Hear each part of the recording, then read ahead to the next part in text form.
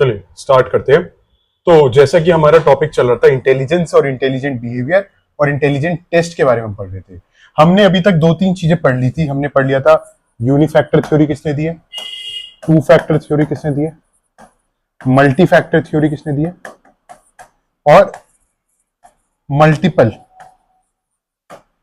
Multiple intelligence, इन सब के बारे में हमने पढ़ लिया था। यूनिफैक्टर थ्योरी हम जानते हैं, जो एक व्यक्ति जो हम मान के चलते हैं कि जो इंटेलिजेंस को एज अ सिंगल यूनिट मान के चलते थे कि पूरी इंटेलिजेंस एक ही होती है, वो थे बिने।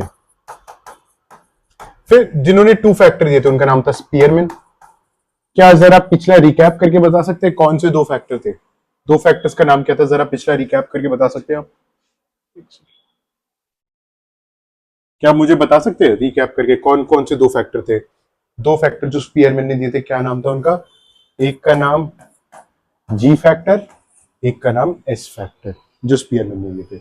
मल्टी फैक्टर थ्योरी थॉर्नडाइक ने दी थी, और इसे हमने याद करने के लिए बनाया था एस ए एम, सैम के नाम से जानते हैं।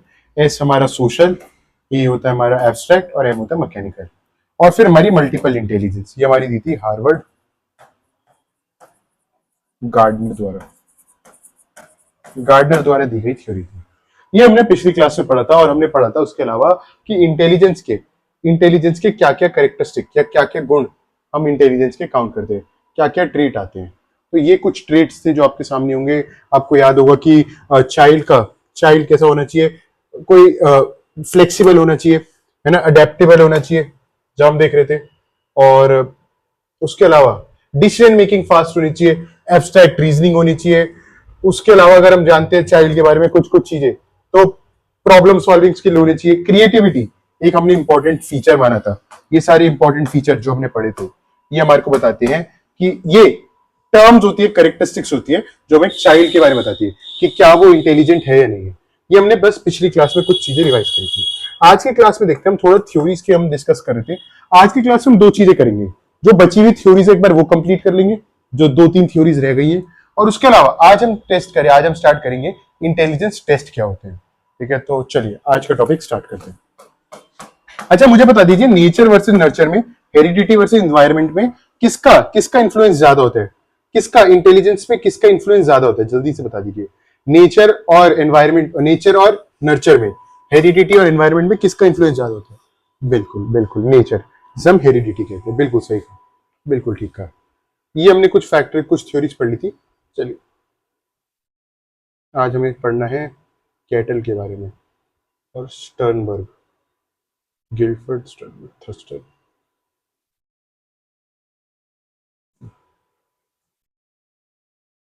देखिए, एक थे थर्स्टन, ठीक है, थर्स्टन इनका नाम था। ये एक साइकोलॉजिस्ट थे। इन्होंने क्या करा, जो भी इंटेलिजेंस है इन्हें प्राइमरी मेंटल एबिलिटीज में बांट दिया।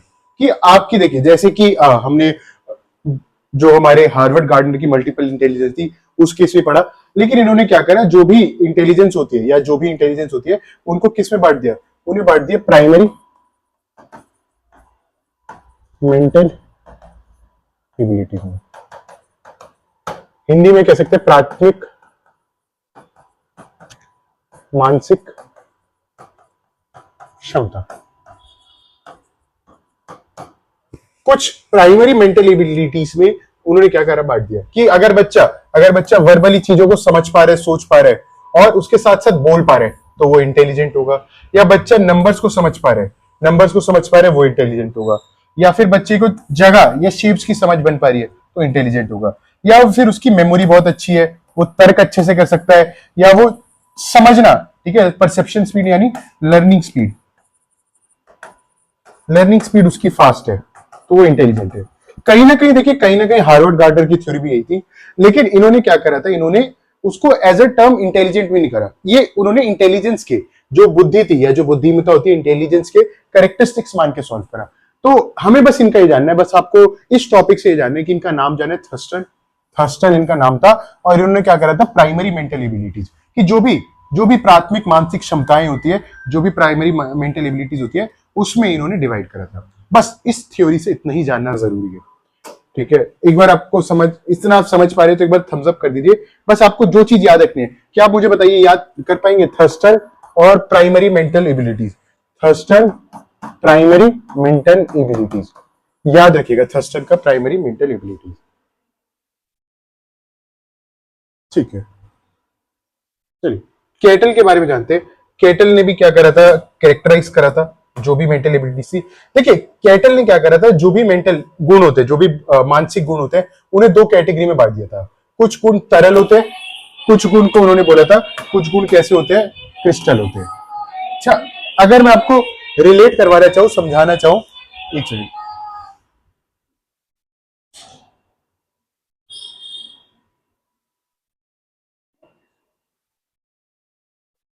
ठीक है, अगर मैं आपको समझाना चाहूं, अगर मैं आपको बताना चाहूं, तो ये समझिए कि जो फ्लूइड होती है, ठीक है, फ्लूइड को अगर हम समझ सकते हैं जनरल से, कि जो कैरेक्टरिस्टिक उनका मानना था कि जो कैरेक्टरिस्टिक इनबॉर्न बच्चे के अंदर पैदा होते हैं, ठीक है, बाय बर्थ जो कैरेक्टरिस्टिक्स आते हैं बच्चे में, वो कैरेक्टरिस्टिक क्या होते हैं, उन्हें हम कहते हैं कि ये फ्लूइड कैरेक्टरिस्टिक है।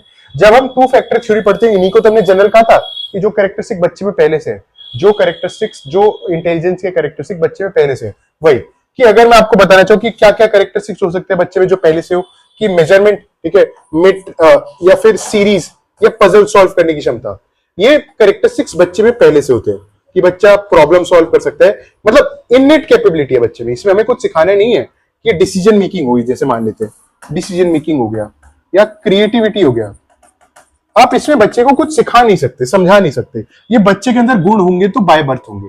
वहीं जो क्रिस्टलाइज होती है, जो क्रिस्टलाइज कैरेक्टरिस्टिक्स होते हैं, वो जीवन में व्यक्ति अपने एक्सपीरियंस से एक्वायर करता है, अपने एक्सपीरियंस से कैरेक्टरिस्टिक्स एक्वायर करता है। इन्हीं को कहीं ना कहीं जो हमारे दूसरे स्पीयरमैन थे, उन्होंने इन्हीं को क्या कहा था, ये हमारी स्पेसिफिक कैरेक्टरिस्टिक है जो हमने धीरे धीरे एक्वायर करे, ठीक है।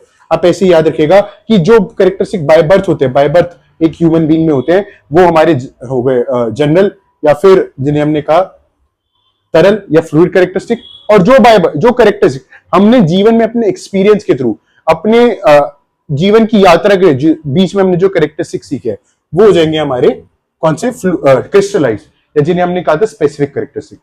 अच्छा, एक एग्जांपल से देखते हैं कि एक व्यक्ति है, मुझे बताइए, दो लोग हैं, एक की उम्र है 25, एक की उम्र है 60। अगर मैं पजल दूं, कौन ज्यादा जल्दी सॉल्व कर पाएगा, पजल दूं तो कौन ज्यादा जल्दी सॉल्व करेगा, इसे 1 मान लेते हैं, इसे 2 मान लेते हैं, चैट में बताइए 25 वाला है 60 वाला, एक पजल को ज्यादा जल्दी कौन सॉल्व कर पाएगा। एवरेज मान के चले, मतलब कोई ऐसा स्पेसिफिक केस नहीं, अगर हम औसत ह्यूमन बीइंग को देखें तो कौन ज्यादा जल्दी कर पाएगा, 25 वाला पजल को ज्यादा जल्दी सॉल्व कर पाएगा या 60 वाला, बताइए, जल्दी बताइए, मैं वेट करो। मैं अगर बताना चाहूं तो मेरे हिसाब से 25 वाला पजल को ज्यादा जल्दी समझ पाएगा, सॉल्व भी कर पाएगा, है ना। वहीं अगर दोनों की वोकैबुलरी का कंपटीशन हो गया, बताइए, वोकैबुलरी का कंपटीशन हो गया, भाषा का कोई कंपटीशन हो गया, तो किसकी वोकैबुलरी, किसकी वर्तनी ज्यादा अच्छी होगी, बताइए। इनमें से 25 वाले की वर्तनी या वोकैबुलरी ज्यादा अच्छी होगी, या फिर 60 वाले की, 60 वाले की, बताइए। 60 वाले की बिल्कुल सही कहा, वोकैबुलरी 60 वाले की अच्छी होगी। अच्छा, तो इससे हमने सीखा, देखिए कि जो 25 वाला था, 25 वाला, इस पे फ्लूइड कैरेक्टरिस्टिक थे, ठीक है, इसने जो बाय बर्थ सीखा था उसका भी अच्छा चल रहा था। लेकिन जैसे वोकैबुलरी हो गई, नॉलेज हो गई, ये जो सारी कैरेक्टरिस्टिक है, ये उम्र के साथ, एक्सपीरियंस के साथ सीखते हैं, तो इसके क्रिस्टलाइज्ड इंटेलिजेंस वो 60 वाले की ज्यादा थी, क्योंकि उसका एक्सपीरियंस ज्यादा था, उसने अपने एक्सपीरियंस से ये वोकैबुलरी, ये जो भी चीज है वो सीखी है। बस इतना ही डिफरेंस आप याद रखिएगा, जो कैरेक्टरिस्टिक्स बाय बर्थ होते हैं वो होते हैं हमारे फ्लूइड, और जो कैरेक्टरिस्टिक्स हम जीवन में अपनी यात्रा के दौरान एक्वायर करते हैं वो होते हैं हमारे क्रिस्टलाइज कैरेक्टरिस्टिक। ठीक है, आगे देख लेते हैं, ट्राइआर्किक थ्योरी, मल्टीपल हमने पढ़ ली थी लास्ट क्लास।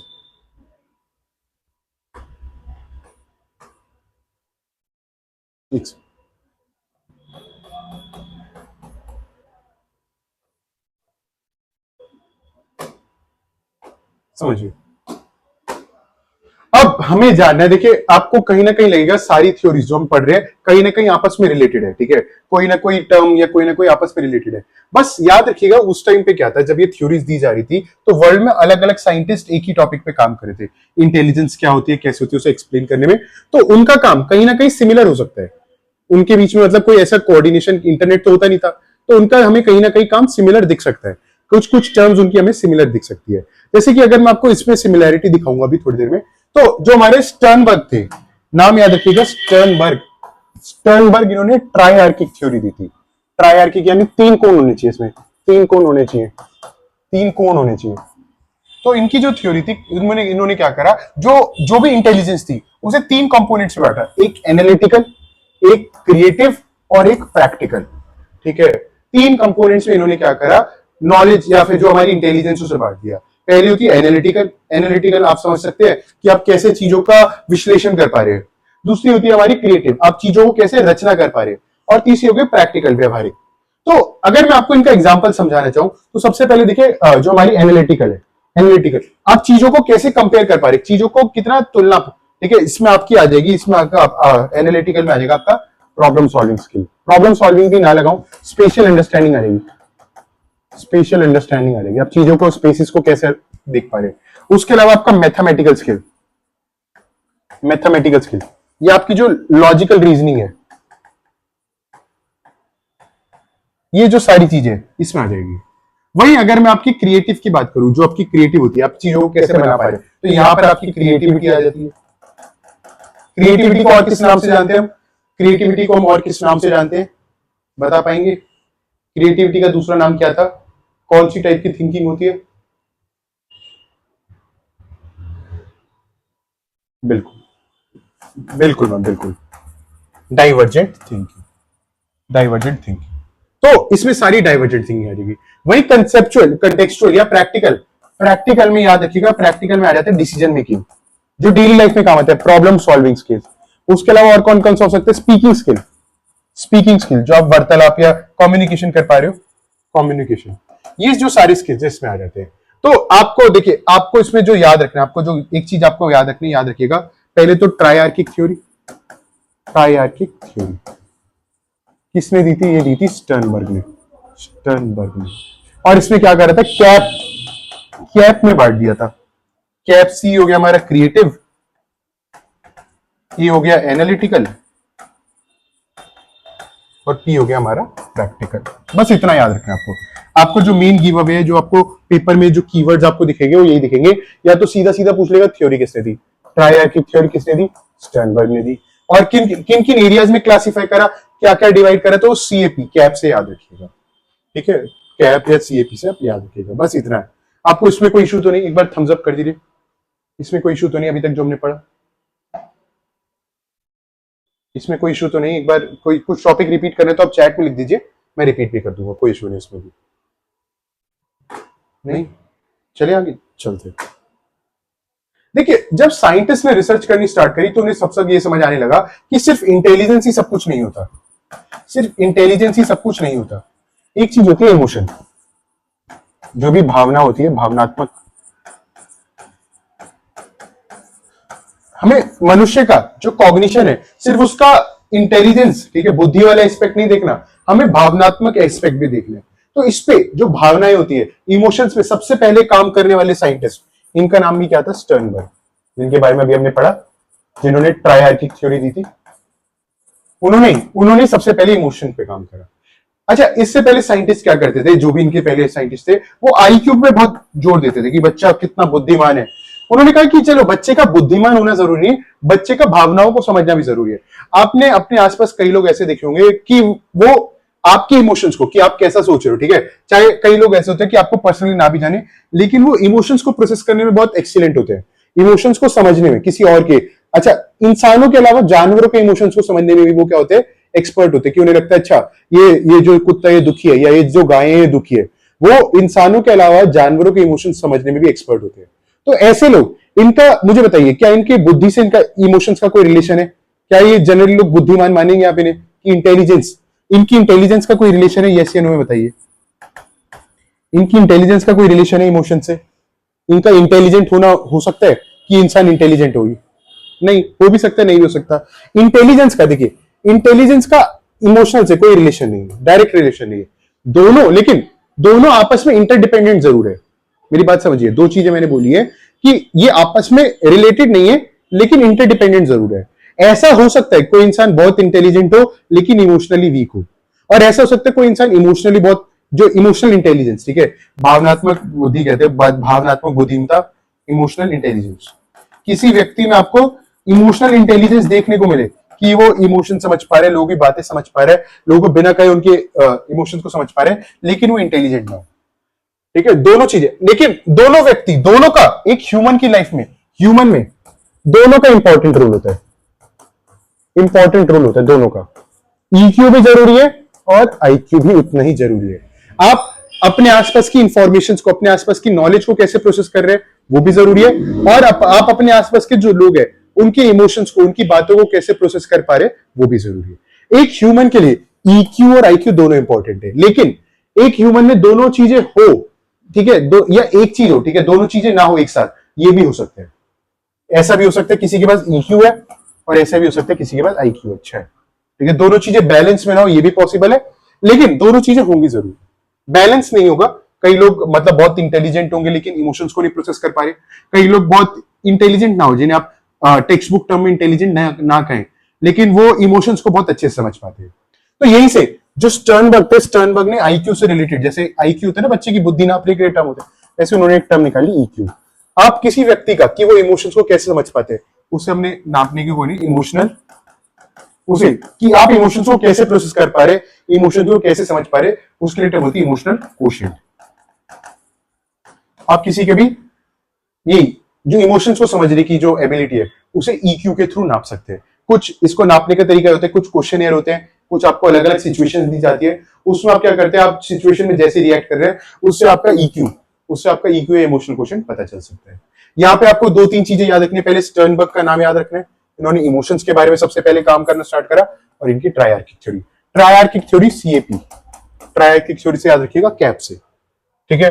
अगर आपको इसमें कोई इशू नहीं, एक बार थम्स अप कर दीजिए, आपको ये तीन चार टर्म समझ आ गई, स्टर्नबर्ग का क्या रूल था, ट्रायआर्किक थ्योरी क्या थी और ईक्यू क्या होता है, अगर आपको एक बार समझ आ गया। वरना मैं एक बार फाइनली एक बार थोड़ा सा और एक बार एक लाइन में अगर मैं आपको समराइज करना चाहूं, एक ह्यूमन के दो एस्पेक्ट होते हैं, एक आईक्यू जो बुद्धि होती है, जो चीजों को, नॉलेज को समझने का काम आता है, एक होता है ईक्यू जो इमोशंस को समझने का काम आता है। देखिए ह्यूमंस में दोनों चीज एग्जिस्ट करती है, ईक्यू भी होगा उसके पास, आईक्यू भी होगा, लेकिन किसी के पास आईक्यू ज्यादा हो सकता है, ईक्यू कम हो सकता है, किसी के पास ईक्यू ज्यादा हो सकता है, आईक्यू कम हो सकता है, दोनों चीज एग्जिस्ट करती है। और दोनों ईक्यू और आईक्यू का एक ह्यूमन की लाइफ में इंपॉर्टेंट रोल होता है। अगर हम ह्यूमन की बात करें, ह्यूमन में दोनों का क्या होता है, इंपॉर्टेंट रोल होता है। बस इतना याद रखिएगा। क्या आप मेरी बात समझ पा रहे हैं? इतना आपको समझ आ गया तो एक बार थम्स अप कर दीजिए ताकि हम आगे चल पाए। ठीक है, ठीक है, आगे चलते हैं। ठीक, देखिए ये आपको मैंने सारी थ्योरीज ये पीपीटी में शेयर कर दूंगा, और जो भी बचे हुए टॉपिक्स है उनकी भी पीपीटी में शेयर कर दूंगा। ये रहे आपके सारे टॉपिक्स, और इसको मैंने एक शॉर्ट नोट्स की फॉर्म में बना रखा है। अच्छा, कुछ लोग नए भी आए ग्रुप में, तो मैं क्या करूंगा उनके लिए, मैंने एक बार जो आपको पहले एक बार शॉर्ट नोट्स भेजे थे उसमें सारे टॉपिक्स के short notes last minute revision के लिए मैंने प्रोवाइड कर रखे हैं, तो एक बार आप उनको रिवाइज जरूर करिए कि हर हफ्ते 2 हफ्ते में एक बार उन नोट्स को मैं दोबारा बता दूंगा कौन से नोट्स है, एक बार रीड जरूर करिए। मैंने 70 पेजेस में सारा सिलेबस, ठीक है, 70 पेजेस में ऑल सिलेबस समराइज कर रखा है मैंने, उसी जो नोट्स है मैं आपको शेयर कर दूंगा, उनको वीकली एक बार रिवाइज जरूर करिएगा ताकि आपकी जो सीडीपी है, और उसमें सीडीपी के साथ साथ जो पेडागोजी वाला पार्ट है, जो सब्जेक्ट पेडागोजी वाला पार्ट है, जो अलग अलग टर्म्स है, वो भी मैंने कुछ कुछ ऐड कर रखे हैं, तो आपका काफी हद तक काफी सिलेबस उससे कवर हो जाएगा। ठीक है, तो एक बार याद रखिएगा। स्पीयरमैन ने 2 फैक्टर थ्योरी दी थी, और 1904 में जी और एस फैक्टर के बारे में बताया था। थॉर्नडाइक थे, इन्होंने मल्टी फैक्टर थ्योरी दी थी। मल्टी फैक्टर थ्योरी को याद करने के लिए मैंने क्या बताया था, बताइए। मल्टी फैक्टर थ्योरी क्या ट्रिक थी, साथ साथ ट्रिक भी लिख देता हूं। मल्टी फैक्टर थ्योरी में क्या ट्रिक थी बताइए, जो थॉर्नडाइक की थी। मल्टी फैक्टर थ्योरी क्या ट्रिक थी सलोनी? मल्टी फैक्टर थ्योरी मैं बता देता हूं, बिल्कुल जो हमारी ट्रिक थी वो थी SAM, मल्टी फैक्टर थ्योरी, बिल्कुल सेम से हमने याद करा था। उसके अलावा थर्स्टन को हमने अभी अभी पढ़ा था, ग्रुप फैक्टर थ्योरी, ठीक है। PMA इन्होंने क्या करा था, प्रैक्टिकल, मैकेनिकल और एनालिटिकल में बांट दिया था, और यही सारी चीजें थी, ठीक है। इसके अलावा गिलफर्ड को हमें नहीं जानना, गिलफर्ड थोड़ा सिलेबस से बाहर है आपके, गिलफर्ड को नहीं जानना क्योंकि बहुत ही कम, रेयरली कोई एक आध क्वेश्चन भी 10 साल में नहीं पूछा गया गिलफर्ड से। कैटल से पूछा गया, कैटल ने फ्लूइड और क्रिस्टल में बांट दिया था, और फ्लूइड और क्रिस्टल कुछ ना कुछ जी और एस के जैसे ही होता है, जो हमने जी और एस फैक्टर पढ़े, जी और एस फैक्टर पढ़े उसी के जैसा होता है। फिर हार्वर्ड गार्डनर ने मल्टीपल इंटेलिजेंस दी थी। मुझे बता दीजिए बस, हार्वर्ड गार्डनर ने कितने टाइप की इंटेलिजेंस दी थी, कितने टाइप थे, नंबर बता दीजिए कितना टाइप था, नंबर बता दीजिए कितना टाइप था। बिल्कुल बिल्कुल 9 टाइप, 9 बिल्कुल 9 टाइप। अच्छा, पहले इन्होंने कितना दिया था और बाद में कितना ऐड करा था, बता दीजिए। 7 पहले, 2 बाद में। लास्ट वाले 2 बता दीजिए, बिल्कुल लास्ट वाले 2 के नाम बता दीजिए मुझे जरा, लास्ट वाले 2 के नाम बता दीजिए, क्या नाम थे उनके। एक तो नेचुरल और बिल्कुल बिल्कुल, और दूसरा एग्जिस्टेंशियल, एग्जिस्टेंशियल, बिल्कुल बिल्कुल मैम, बिल्कुल बिल्कुल सही आंसर। एक नेचुरल और एक एग्जिस्टेंशियल। ठीक है, कई बार कंफ्यूज करने के लिए स्पिरिचुअल लिखा होता है, स्पिरिचुअल लिखा होता है तो भाग जाइए वहां से। अध्यात्मिक को इंटेलिजेंस दी नहीं किसी ने, अध्यात्मिक को इंटेलिजेंस नहीं दी। जो हमारा है एग्जिस्टेंशियल है, कि आपको आपको अपने अस्तित्व, अस्तित्ववादी बुद्धि के बारे में, कि आप अपने अस्तित्व को कैसे पहचान पा रहे हैं। ठीक है, स्पिरिचुअल ये वर्ड कंफ्यूज करने के लिए जाता है, ये कोई टाइप की इंटेलिजेंस नहीं है। जो है वो है हमारी नेचुरल और हमारी एग्जिस्टेंशियल इंटेलिजेंस। ये हमारे कुछ टॉपिक्स थे। ठीक है, समराइज कर दिया। ये हमारी सारी लर्निंग थ्योरी थी कि किन किन की साइंटिस्ट ने व्हाट इज इंटेलिजेंट। ठीक है, इंटेलिजेंस होती क्या है, इंटेलिजेंस को अगर समराइज करने के लिए जो उन्होंने एफर्ट करे, इंटेलिजेंस किसे कहेंगे, जो इस क्वेश्चन का आंसर था, व्हाट इज इंटेलिजेंस। जब अलग अलग साइंटिस्ट ने अलग अलग टाइम पीरियड में, अगर आप देखेंगे तो इनके टाइम पीरियड में बहुत डिफरेंस है, इनके टाइम पीरियड में देखिए कितना डिफरेंस है। अलग अलग टाइम पीरियड में 80 साल के गैप में पूरी जो डेफिनेशन थी, वो बदल गई। पहले जो बीने थे वो मान के चलते थे कि इंटेलिजेंस 1 यूनिट होती है, फिर स्पीयरमैन ने बोला नहीं 2 यूनिट होती है, और ऐसे करते करते करते लास्ट में हमने माना कि जी देखिए इंटेलिजेंस 9 टाइप की होती है, और उन्हें तीन तीन कैटेगरी सीएपी में हम कैटेगराइज कर सकते हैं। जो भी इंटेलिजेंस होती है, जो भी आपके एक्शंस होते हैं, जो भी लर्निंग होती है, हम लर्निंग में ही पढ़ेंगे, उसे आप 3 टाइप्स में, 3 कैटेगरीज में सीएपी में बांट सकते हैं फाइनली। तो ये थी हमारी कुछ इंटेलिजेंस की थ्योरीज। अगर आपको इन थ्योरी में किसी में भी कोई डाउट है तो पूछ लीजिए, वरना हम अपने अगले टॉपिक आईक्यू, जो इंटेलिजेंस टेस्ट होता है, ठीक है, आईक्यू जो सब चीज होती है, इंटेलिजेंस टेस्ट, उसकी तरफ बढ़ते हैं। चलिए आगे चलिए। चलिए, कोई कोई डाउट तो नहीं, किसी को कोई डाउट है तो प्लीज बिना बिना झिझक के, बिना इसके चैट के पूछ लीजिए। चलिए फिर आगे चलते हैं। देखिए आपको, अच्छा नहीं मैं जूम आउट मत करिए, मैं आपको नोट्स की कोई इश्यू नहीं होगा। मैं अभी आज ये टॉपिक खत्म हो जाएगा तो मैं आपको पीपीटी जस्ट सेंड कर दूंगा, क्लास खत्म होती, आप वो उसमें स्क्रीनशॉट का वेट मत कीजिए, मैं आपको पूरी पीपीटी सेंड कर दूंगा, कोई इश्यू नहीं आएगा आपको। तो देखिए अब हमारे को पता चल गया था कोई चीज एग्जिस्ट करती है, इंटेलिजेंस, बुद्धि नाम की कोई चीज होती है। ठीक है, इंटेलिजेंस एक टॉपिक, एक चीज होती है, एग्जिस्ट करती है हर मनुष्य में, हर मनुष्य में अलग होती है। मैंने बताया था कि हमने पहले भी डिस्कस करा था कि दो जो ह्यूमन बींग होते हैं कभी भी एग्जैक्टली सेम नहीं होते। दो ह्यूमन बींग चाहे वो ट्विंस क्यों ना हो जाए, एग्जैक्टली सेम नहीं होते, एग्जैक्टली सेम नहीं होते। हम इसे क्या कहते हैं, क्या उस टर्म को क्या कहते हैं, जब दो दो ह्यूमन बींग में कुछ ना कुछ डिफरेंस होता है, उस टर्म को हम क्या कहते हैं बताइए, जल्दी से बता दीजिए। जब दो ह्यूमन बींग में कुछ डिफरेंस होता है, दो ह्यूमन एग्जैक्टली सेम नहीं होते, इसको हम एक लाइन में क्या कहते हैं, इस टर्म को क्या कहते हैं। बिल्कुल सही, बिल्कुल सही, इंडिविजुअल डिफरेंस। फिर से रिपीट कर दो, तो दो ह्यूमन बींग चाहे वो ट्विंस क्या ना हो जाए, चाहे वो एग्जैक्टली सेम जेनेटिक्स के क्यों ना हो जाए, उनमें कहीं ना कहीं नेचर में, इन्वायरमेंट में कोई ना कोई आपको डिफरेंस जरूर देखने को मिलेगा।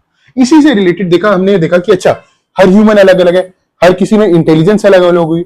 हमें इंटेलिजेंस को अगर मेजर करना है, अगर ये जो इंटेलिजेंस टर्म से मेजर करना है, तो हमें कुछ तो करना पड़ेगा। तो सबसे पहले अगर मैं आपको क्रोनोलॉजी दिखाऊं, सबसे पहले आए थे बिने। ठीक है, बिने आए, उन्होंने उन्होंने टर्म बनाई मेंटल एज की, बुद्धि। ठीक है, मानसिक आयु कोई चीज होती है। दो तीन चीजें हम समझ लेते हैं, दो तीन चीजें हम समझ लेते हैं, दो तीन टर्म्स उन्होंने दी। सबसे पहले बीने है, हम इनको नाम बार बार बताऊंगा इंटेलिजेंस में। इन्होंने एक टर्म बताई मेंटल एज, जिसे हम कहते हैं मानसिक आयु। दूसरी उन्होंने टर्म दी क्रोनोलॉजिकल एज, क्रोनोलॉजिकल एज जिसे हम कहते हैं बौद्धिक आयु या असली आयु, असली जो उम्र होती है, असली ये मान लीजिए दो टर्म्स दिए, ठीक है, हम इन टर्म्स को समझते हैं। मान लीजिए आपको कोई बच्चा दिखता है, ठीक है, एक बच्चा है, उसकी उम्र मान लेते हैं आपकी उम्र सबसे 5 इयर्स है, एग्जाम्पल लेके चले, एक बच्चा उसकी उम्र है 5 इयर्स, ठीक है। वो बच्चा लेकिन अगर आप उससे बात करते हो आपको समझ आता है कि अच्छा ये बच्चा कॉम्प्लेक्स जो इमोशंस होते हैं, कॉम्प्लिकेटेड बातें उन्हें भी समझ पा रहे हैं। तो क्या जो वो जिस लेवल की मेंटली वो जिस लेवल की बातें कर रहा है, क्या वो 5 साल से मैच करती है? मेंटली जो वो बातें कर रहा है क्या वो 5 साल से मैच करती है? नहीं, नहीं। तो जो बच्चे की जो मानसिक उम्र होती है कि बच्चा मानसिक तौर पर कितना मेच्योर है। कई लोग इससे विपरीत आपने देखे होंगे, उम्र में बहुत बड़े हो जाते हैं लेकिन बच्चों वाली बचकानी बातें करते हैं। तो आपको नहीं देख के लगता अच्छा इसका मेंटल लेवल थोड़ा कम है, ठीक है। तो जो आप वर्ड वहां ढूंढना चाहते हैं कि मेंटल लेवल की जगह आप सोचिएगा मेंटल एज, कि ये जो व्यक्ति है जिस हिसाब से सोच है वो इसकी उम्र के अकॉर्डिंग सही नहीं है, इसकी उम्र के अकॉर्डिंग कम है। तो कुछ लोग होंगे कि अपनी उम्र से ज्यादा आगे का सोच पाते हैं, है ना। कोई छोटा बच्चा होता है वो ज्यादा बड़े लोगों की जो एडल्ट लोग हैं उनकी तक इमोशंस या उनकी तक मेच्योरिटी पोजेस करता है। वहीं कुछ एडल्ट लोग आपने देखे होंगे वो बच्चों के लेवल की भी मेच्योरिटी पोजेस नहीं करते। तो ये जो वर्ड होती है कि आपका जो सोचने समझने का लेवल किस एज ग्रुप से रिलेट करता है, ठीक है। एक ये रिलेटिव टर्म है, कोई एब्सोल्यूट टर्म नहीं है, हमने सोच समझ के नहीं बनाई, ये रिलेटिव टर्म है। अलग अलग क्वेश्चंस, अलग अलग टेस्ट के बेस पर हम ये जो मेंटल एज है हम ये कैलकुलेट करते हैं, ठीक है। कि हम बच्चे को अलग अलग क्या देंगे, टेस्ट देंगे, पजल्स देंगे, अलग अलग सिचुएशन देंगे, उसके बेस पर बच्चा जो आंसर करेगा उससे हम उसकी मेंटल एज निकाल लेते हैं। तो ये होती है कि आपकी लेवल ऑफ थिंकिंग या फिर जिसे हम कहते हैं एज ऑफ थिंकिंग, कि आप किस उम्र के अनुसार सोच रहे हैं। ये होती है लेवल ऑफ थिंकिंग या फिर आपकी level of age of thinking. वही क्रोनोलॉजिकल एज होती है कि आपकी असल में आयु कितनी है, यानी आपकी ओरिजिनल एज कितनी है। इन्होंने दो टर्म्स दी, एक थी मेंटल एज, एक थी क्रोनोलॉजिकल एज। फिर देखिए जो आईक्यू होता है, जो व्यक्ति का मान लेते हैं इमोशनल इंटेलिजेंस कोशेंट होता है, इसका फॉर्मूला होता है MA/CA × 100। यानी व्यक्ति की जो मानसिक उम्र है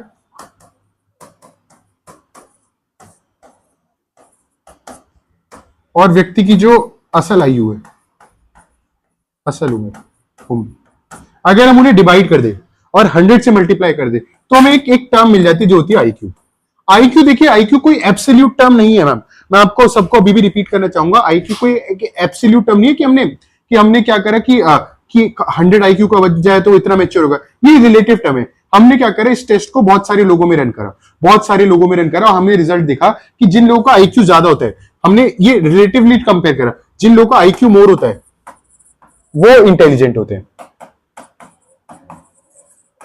जिन लोगों का आईक्यू ज्यादा होता है इंटेलिजेंट होते हैं, और जिन लोगों का आईक्यू लो होता है, कम होता है, वो स्लो होते हैं, ठीक है, इतने फास्ट नहीं होते। ये टर्म थी, ये जो सारी चीजें थी, ये आईक्यू क्या होता है, फॉर्मूला क्या होता है, ये सारी चीजें देखिए बिने ने सिर्फ टर्म दी थी मेंटल एज, उन्हें ये नहीं पता था क्रोनोलॉजिकल एज क्या होती है। वो बच्चे की मेंटल एज से कंपेयर करते थे कि बच्चा मेंटली बहुत आगे का सोच पा रहे तो वो बहुत ज्यादा इंटेलिजेंट होगा, बच्चा अपनी मेंटल एज से पहले का सोच, ठीक है, बच्चे की जो रियल एज है उससे वो कम सोच पा रहे। ये फॉर्मूला बिने ने नहीं दिया था, बिने ने बस टर्म दी थी। जो एल्फ्रेड बिने थे उनकी सिर्फ टर्म दी गई थी, उन्होंने टर्म दी थी मेंटल एज। जो असली में जो आईक्यू का फॉर्मूला है वो दिया था विलियम स्टर्न ने, ठीक है। याद रखिएगा क्वेश्चन में जो एसर्शन रीजन होता है, एसर्शन रीजन में पूछा जाता है, एसर्शन रीजन में ये पूछा जाता है कि जो आईक्यू है वो टर्म, ठीक है, लेकिन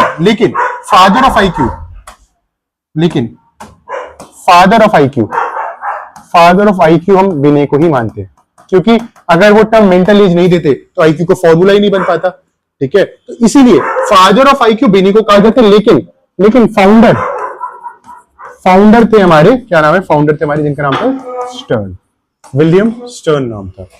याद रखिएगा फॉर्मूला भी इन्होंने दिया था, फाउंडर भी यही थे, फॉर्मूला भी इन्होंने दिया था, लेकिन फादर फिर भी हम बिने को मानते हैं, क्योंकि अगर वो मेंटल एज टर्म ही नहीं देते तो हमें पता ही नहीं चलता, हम जान ही नहीं पाते कभी, ठीक है। तो एक बार कुछ एग्जाम्पल से दे रखा है।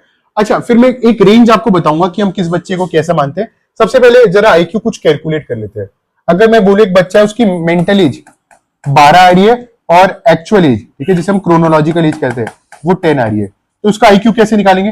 हम ऊपर लिखेंगे मेंटल एज, नीचे लिखेंगे एक्चुअल एज और 100 से मल्टीप्लाई करेंगे, आंसर आ जाएगा हमारा 120। ये तरीका होता है, ये एक बेसिक तरीका होता है। और मेंटल एज कैलकुलेट करने के लिए, मेंटल एज मैं आपको फिर से रिपीट कर दूंगा एक बार, मेंटल एज कैलकुलेट करने के लिए हमें टेस्ट रन करने पड़ते हैं। टेस्ट में क्या होता है, पजल्स होती है। अच्छा, कई बच्चे देखिए जैसे पढ़ नहीं पाते, तो उनके लिए हमने नॉन वर्बल पजल्स भी बना रखी होती है, जिसमें इमेजेस के थ्रू इनके थ्रू पिक्चर्स के थ्रू हम बच्चे का आईक्यू टेस्ट कर सकते हैं। या कोई व्यक्ति पढ़ा लिखा नहीं, हम उसका भी आईक्यू टेस्ट कर सकते हैं। उसके अलावा पजल्स हो गया, हम प्रॉब्लम्स देते हैं, प्रॉब्लम्स, ठीक है। उसके अलावा कुछ लर्निंग के लिए लर्निंग एंड रिटेंशन भी टेस्ट करते हैं कि बच्चा कितना कुछ याद रख पा रहा है, ठीक है, एक बार पढ़कर कितना याद रख पा रहा है, उसका भी टेस्ट करते हैं। तो इन सब चीजों के थ्रू हम बच्चे की क्या निकाल पाते हैं, मेंटल एज निकाल पाते हैं। ठीक है, एक बार आपको इतना समझ आ गया तो हम आगे चलते हैं। एक बार थम्स अप कर दीजिए अगर और कोई डाउट है तो एक बार बता दीजिए। ये नोट्स का अलावा भी मैं सॉल्व कर दूंगा। अगर आप बता दीजिए अभी तक कोई डाउट है या आगे चलते फिर कोई डाउट नहीं है तो आगे चलते। चलिए बताइए मुझे, एक व्यक्ति था, उसकी मेंटल एज है 15 ईयर्स और एक्चुअल एज जिसे हम कहते हैं क्रोनोलॉजिकल एज, वो है मान के चलते हैं 12 ईयर्स। मुझे इसका आईक्यू कैलकुलेट करके बताइए कितना होगा।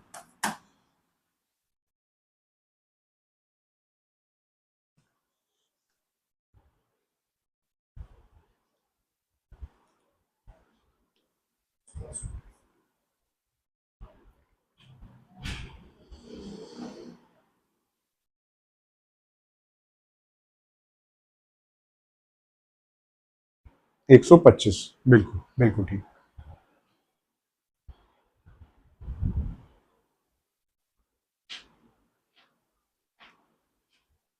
बिल्कुल चेक करें, बिल्कुल बिल्कुल चेक करते हैं। सबसे ऊपर आती है मेंटल एज, फिर आती है हमारी क्रोनोलॉजिकल एज इंटू 100।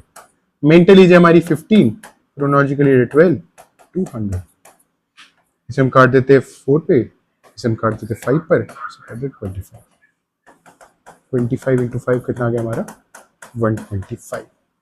बिल्कुल ठीक। एक और क्वेश्चन प्रैक्टिस कर लेते हैं, एक और ट्राई कर लेते हैं। चलिए, एक एक एक व्यक्ति, उसकी मेंटल एज है मान के चलते हैं एग्जांपल के लिए 30 और क्रोनोलॉजिकल एज है उसकी 40।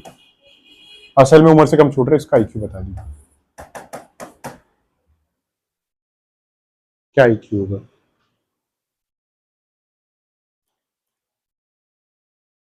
सेवेंटी 75, बिल्कुल बिल्कुल 70। हमने रखी ऊपर मेंटल एज, नीचे रखी क्रोनोलॉजिकली इंटू 100। काट देते हैं इसे, क्या रहेगा हमारा 2, ये रहेगा 15, आंसर रहेगा 15 5 जा 75। ठीक है, ये हमारा है आईक्यू, बेसिक। चलिए थोड़ा सा और आईक्यू को पढ़ते हैं। आईक्यू इतना ही था, आईक्यू कैलकुलेट कैसे करते हैं यहाँ पे था, थोड़ा सा यहाँ देख लेते हैं।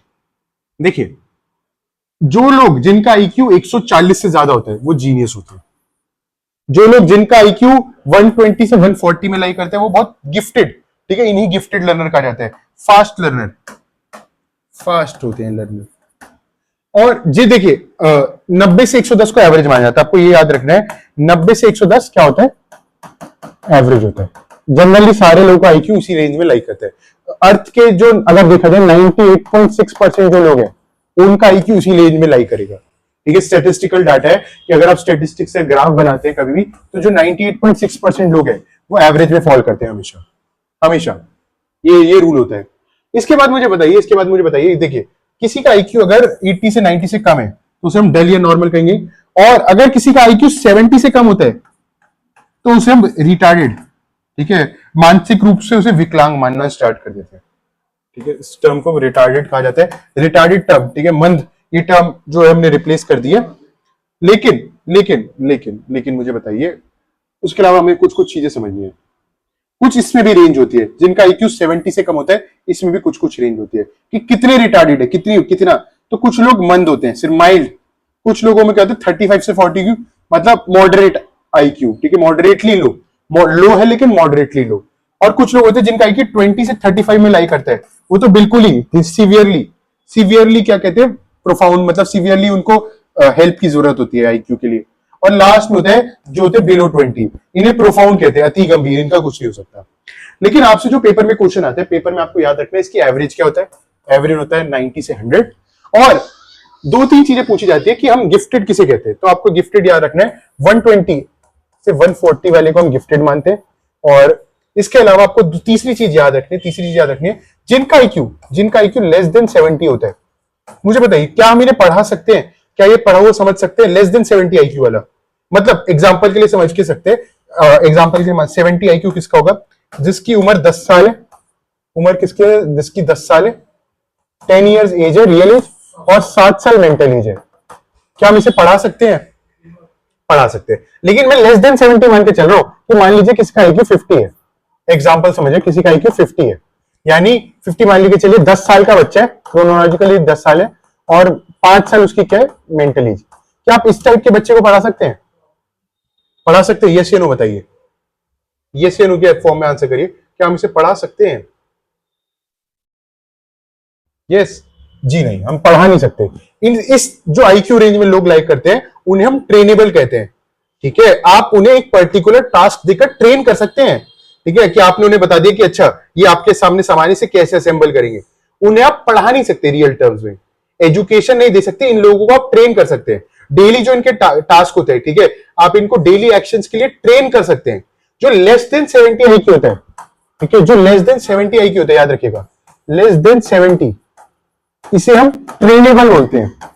कि इन लोगों को आप पढ़ा तो नहीं सकते लेकिन आप ट्रेन कर सकते हैं। समझ रहे हैं आप मेरी बात? दोनों में डिफरेंस होता है कि इनको एजुकेट नहीं कर सकते, हम लोग एजुकेट नहीं कर सकते, इन्हें हम ट्रेन कर सकते हैं। कि जो भी डेली लाइफ में इनके एक्शंस होते हैं आप उनको बार बार रिपीट करा के कि वो एक्शंस कैसे करने हैं, आप उसके लिए ट्रेन कर सकते हैं। डेली लाइफ में जो एक्टिविटीज है वो बार बार सिखा के आप उनको एक्टिविटी के लिए ट्रेन कर सकते हैं, लेकिन आप इन्हें एजुकेट नहीं कर सकते। ये डिफरेंस होता है। यही चीज पूछी जाती है कि ट्रेनेबल आईक्यू, ठीक है, लेस देन 70 वाले आईक्यू को हम ट्रेनेबल कहते हैं। और फिर से दो तीन चीजें अगर आप मुझे साथ साथ बता रहे हैं तो एक बार बता दीजिए, साथ साथ रिवाइज करते हैं। एवरेज कितना होता है, एवरेज कितना होता है, जल्दी से रेंज लिख दीजिए। एवरेज कितना होता है, एवरेज कितना होता है, लगभग 90 से 100, 110, बिल्कुल 90 से 110, बिल्कुल। गिफ्टेड किसे कहते हैं, दोबारा बता दीजिए, गिफ्टेड किसे कहते हैं? गिफ्टेड हम मान के चलते हैं मोर देन कितना, मोर देन 120, बिल्कुल मोर देन 120 गिफ्टेड लेवल होता है। और ट्रेनेबल, ट्रेनेबल आईक्यू वाले लोग कौन से होते हैं? ट्रेनेबल, जिन्हें हम सिखाया जा सकते हैं 70, लेस देन 70, बिल्कुल लेस देन 70, बिल्कुल। ये हमारे ट्रेनेबल आईक्यू वाले लोग होते हैं, बिल्कुल ठीक, बिल्कुल। चलिए, मुझे लगता है आपको आईक्यू का कांसेप्ट समझ आ गया। लेकिन देखिए आईक्यू की कुछ कुछ लिमिटेशंस होती है। हमें एब्सोल्यूट टेस्ट नहीं है इंटेलिजेंस का, आईक्यू की कुछ कुछ लिमिटेशंस हुई है जो हमें बाद में समझ आई है। सबसे पहले देखिए, आईक्यू टेस्ट जो इंसान की इंटेलिजेंस होती है वो उसके कल्चर से बहुत इंफ्लुएंस होती है। जैसे कि मैंने आपको एक बार वो सुहारा कम्युनिटी का एग्जांपल बताया था, जो चूहे काउंट करते हैं कि वो लोग कभी फॉर्मल एजुकेशन रिसीव नहीं करी फिर भी उनका मैथ्स तेज है। तो मैं आईक्यू का कहीं ना कहीं बुद्धि का जो रिलेशन है वो कल्चर से होता है। कि अगर मैं इसको ऐसे समझाऊं कि अगर मैं आपके लिए ऐसा टेस्ट बना दूं कि आपके कल्चर में वो पढ़ाई नहीं जाता या आपके एजुकेशन सिस्टम में वो चीजें पढ़ाई नहीं जाती, क्या आप उस टेस्ट को आंसर कर पाएंगे? यस या नो बताइए। कि अगर मैं आपके लिए एक ऐसा टेस्ट बना दूं, एक ऐसा आईक्यू टेस्ट बना दूं जिसमें आपके कल्चर या जो आपका एजुकेशन सिस्टम है उससे रिलेटेड क्वेश्चन ही नहीं है, नो रिलेटेड क्वेश्चन नहीं है, क्या आप ऐसा क्वेश्चन, ऐसा टेस्ट पेपर सॉल्व कर पाएंगे? नहीं कर पाएंगे, आप ऐसा टेस्ट पेपर सॉल्व नहीं कर पाएंगे। तो हाँ बिल्कुल नहीं कर पाएंगे। तो अगर हमें इस ऐसे जो आईक्यू टेस्ट होता है वो में ऐसा बनाना होगा कि पहले लिमिटेशन ही होती है कि या तो हम ऐसा आईक्यू टेस्ट बना ले जो सब कल्चर के लोग कर पाए, जो कि पॉसिबल नहीं है। ऐसा हम कोई यूनिफाइड आईक्यू टेस्ट नहीं बना सकते जो सब कल्चर के लोग इक्वली कर पाए। तो हमने क्या करा, हर कल्चर के लिए डिफरेंट आईक्यू टेस्ट बना दिया, डिफरेंट कल्चर के लिए डिफरेंट आईक्यू टेस्ट बना दिया। इंडिया में जो आईक्यू टेस्ट यूज करते हैं वो हम यूज करते हैं, उसका नाम है, इंडिया में जो हम आईक्यू टेस्ट यूज करते हैं उसका नाम है भाटिया बैटरी टेस्ट। और या फिर दूसरा जो यूज करते हैं भाटिया बैटरी टेस्ट एक, और एक है भटनागर बैटरी।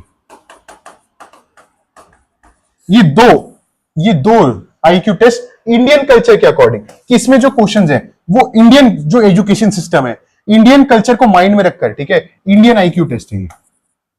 किसी अगर इंडियन व्यक्ति का आईक्यू टेस्ट करना है, किसी भारतीय व्यक्ति का आईक्यू टेस्ट करना है, तो उनके अकॉर्डिंग इंडियन आईक्यू टेस्ट, कि अगर हमने पहले देखा कि भाई अगर मान लेते कि ब्रिटिशर्स ने, कोई ब्रिटिशर था, कोई अमेरिकन था, उसने आईक्यू टेस्ट डिजाइन करा, ठीक है, बिना अमेरिकन थे उन्होंने आईक्यू टेस्ट डिजाइन करा, तो उन्होंने जो आईक्यू टेस्ट डिजाइन करा होगा वो अपने कल्चर या अपने एजुकेशन सिस्टम को माइंड में रखकर करा होगा। अगर हम वही एजुकेशन सिस्टम या वही जो सेट ऑफ क्वेश्चंस है जो उन्होंने अपने आईक्यू टेस्ट में रखे हैं, अगर हम वो इंडिया में कराने की ट्राई करें, तो क्या हमें डिजायरेबल रिजल्ट मिलेंगे? क्या उसके जो रिजल्ट आ रहे हैं वो सही होंगे? मुझे बताइए। नहीं होंगे, नहीं होंगे। तो इसीलिए हमने जो इंडियन कल्चर है, इंडियन कल्चर को माइंड में रखकर, या इंडियन एजुकेशन सिस्टम को माइंड में रखकर हमें अपना आईक्यू टेस्ट डिजाइन करना था। तो वहां पे भारतीय और भटनागर दो लोग थे, उन्होंने अपना अपना आईक्यू टेस्ट रखा, ठीक है। तो कल्चरली बायस हो सकता है, जैसे कि मैंने बताया, कल्चरली बायस हो सकता है। अच्छा, और इसी के साथ साथ क्या देखा गया कि कई लोग ऐसे हैं कि जो पढ़ नहीं सकते। क्या उनमें बुद्धि नहीं होगी? अगर कोई व्यक्ति पढ़ नहीं सकता तो क्या वो बुद्धिमान हो सकता है? नहीं हो सकता। क्यों? उसे रीडिंग नहीं आती, रीडिंग नहीं आती, क्या उसे इंटेलिजेंट, वो इंटेलिजेंट हो सकते? नहीं हो सकता, हो सकता है। तो इसीलिए हमें जो टेस्टिंग थी, टेस्टिंग का जो मीडियम था वो वर्बल, कि जो पढ़े लिखे लोग हैं वो भी कर सके, ठीक है, और नॉन वर्बल कि जो पढ़े लिखे लोग नहीं है वो भी कर सके। दोनों तरीकों से। वर्बल वो टेस्ट होते हैं जिनमें रीडिंग का जिसमें रोल होता है, और नॉन वर्बल वो होते हैं जहां पे पिक्चर्स के थ्रू, इमेजेस के थ्रू हम क्या कर सकते हैं? आईक्यू टेस्ट कर सकते हैं। तो वर्बल, नॉन वर्बल दो टाइप के हमने टेस्ट बनाए, इसीलिए कि जो लोग बोल नहीं सकते, जो लोग मतलब बोल कह रहा हूं, जो लोग पढ़ नहीं सकते, जो लोग रीड नहीं कर सकते, उनका आईक्यू टेस्ट कर सके, ठीक है। तो अच्छा, दूसरा, व्यक्ति कितना इमोशनल है हम ये भी जज नहीं कर सकते कि उसका ईक्यू कितना है, इमोशनल इंटेलिजेंस, कि वो कितना भावनात्मक रूप से कितना इंटेलिजेंट है, कितना स्ट्रांग है, ठीक है। ईक्यू भी नहीं पता कर सकते, इसलिए हमने अलग टर्म बनाई थी ईक्यू, ठीक है। आईक्यू से अलग टर्म, की व्यक्ति इमोशंस को कितना प्रोसेस कर पाता है, कितना समझ पाता है, वो भी हम नहीं जानते थे, ठीक है।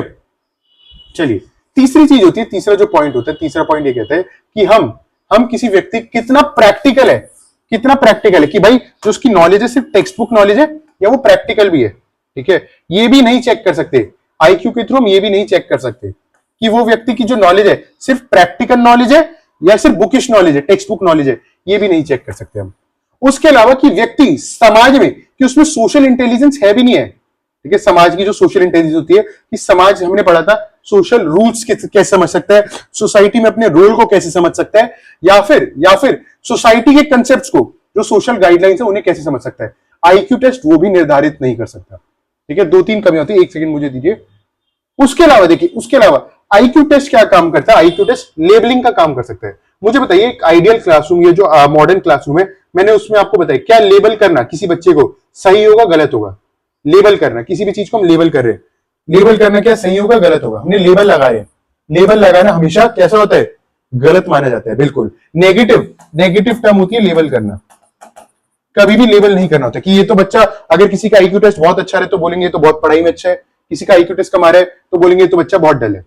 तो ये नहीं करना होता, ये कुछ नहीं होता। इसके अलावा तीन ही हमें जो इसके साइड इफेक्ट्स कह रहा हूं मैं, जो ड्रॉबैक्स हमें याद रखें। पहला, आईक्यू क्रिएटिविटी को जज नहीं कर सकता। दूसरा, इमोशनल इंटेलिजेंस को जज नहीं कर सकता। तीसरा, सोशल इंटेलिजेंस को, कि व्यक्ति कितना सामाजिक रूप से सुचारू है, कितना सोशल इंटेलिजेंट है, उसे भी जज नहीं कर सकता। अच्छा, एक एग्जांपल देता हूं, एक एग्जांपल समझते हैं कि अगर इसका, यही जो टर्म है इसके, कि कैसे, मान लेते हैं एक व्यक्ति है, पॉलिटिशियंस का एग्जांपल ले लेते हैं। पॉलिटिशियंस, हमें जनरली जो पॉलिटिशियन होगा, मुझे बताइए क्या वो इंटेलिजेंट होगा? नॉर्मल रूप से इंटेलिजेंट जिसे हम कहेंगे कि उसका आईक्यू मोर देन 120 हो सकता है, मोर देन 120 आईक्यू होगा एक पॉलिटिशियन का? मुझे बताइए यस या नो में। गिफ्टेड हो सकता है, एवरेज पॉलिटिशियन, कोई एवरेज पॉलिटिशियन 120 आईक्यू से ऊपर होगा या नहीं होगा? बिल्कुल। ज्यादातर पॉलिटिशियन वही 90 से 110 वाली एज में लाई करेंगे जो एवरेज होगा, ठीक है। लेकिन क्या उनकी सोशल इंटेलिजेंस एक आम ह्यूमन बीइंग से ज्यादा हो सकती है? यस या नो बताइए।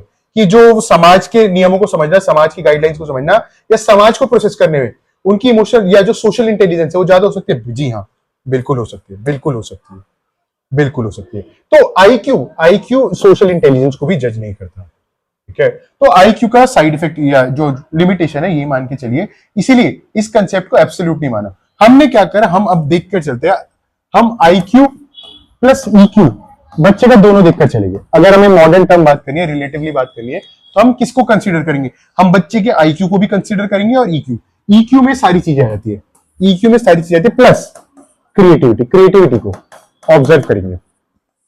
अगर हमें एक ओवरऑल, अगर हमें क्लास में अगर बच्चे का जज करना है कि वो कितने इंटेलिजेंट है या कैसे चीजों को प्रोसेस कर पा रहे हैं, तो उसके लिए हम 3 चीजें देंगे, बच्चे के IQ कितना है, EQ कितना है कि इमोशंस को कैसे प्रोसेस कर पा रहे हैं, और बच्चा क्रिएटिव कितना है। ये तीन टर्म का जो 3 टर्म है बताएगी कि अब रियल फॉर्म में इंटेलिजेंस है या नहीं है।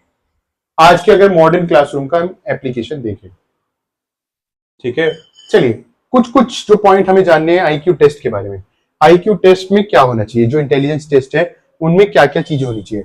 सबसे पहले विश्वसनीय होना चाहिए, रिलायबल होना चाहिए।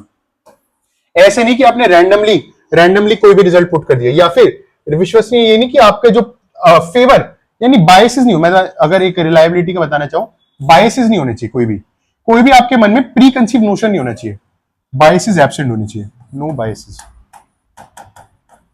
कि जो व्यक्ति या जो बच्चा आपको फेवरेबल लग रहा है, इसका IQ ज्यादा होगा, आपने बोल दिया अच्छा इसका IQ ज्यादा है, और जो व्यक्ति आपको नहीं पसंद उसका IQ आपने कम कर दिया, या जो ग्रुप के लोग आपको नहीं पसंद या जो कम्युनिटी के लोग आपको नहीं पसंद आपने उनका IQ कम कर दिया, तो ये नहीं होना चाहिए। वैलिडिटी, वैधता होनी चाहिए कि भाई जो आपका रिजल्ट आ रहा है वो जस्टिफाई करना चाहिए। आपने किसी व्यक्ति का IQ कैलकुलेट कर दिया 140, लेकिन व्यक्ति ट्रेनेबल भी नहीं है, ठीक है, आपने रिजल्ट निकाल दिया 120, लेकिन व्यक्ति नॉर्मल चीजों को भी प्रोसेस नहीं कर पा रहा, समझ नहीं पा रहा कि आपका जो रिजल्ट है वो कुछ और कह रहा है और जो व्यक्ति की रियलिटी है वो कुछ और कह रही है, तो ये भी नहीं होना चाहिए।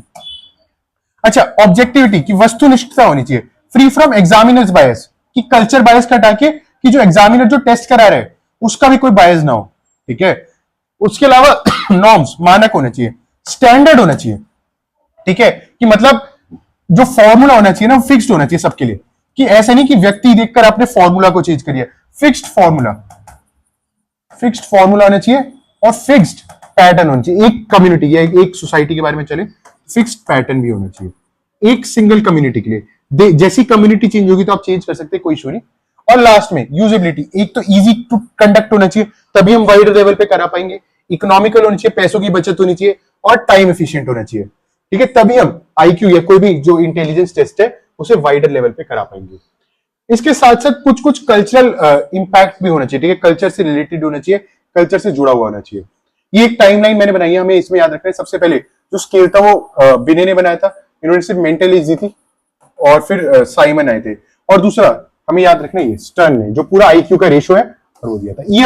ईयर के हिसाब से याद रखिएगा, 1905 में बिने इन्होंने टर्म दी थी कौन सी, मेंटल एज, और 1912 में स्टर्न इन्होंने IQ फॉर्मूला भी दिया था, इन्होंने रेंज भी दी थी कि किस व्यक्ति को कि 90 से 110 एवरेज होता है, ये सारी रेंज भी, 70 से नीचे रिटार्डेड होता है और 120 से ज्यादा गिफ्टेड होता है, ये रेंज भी इन्होंने दी। अच्छा, एक रेंज और होती है, तो मेंटल हो गया ना। मुझे बताइए BMI हमें याद है,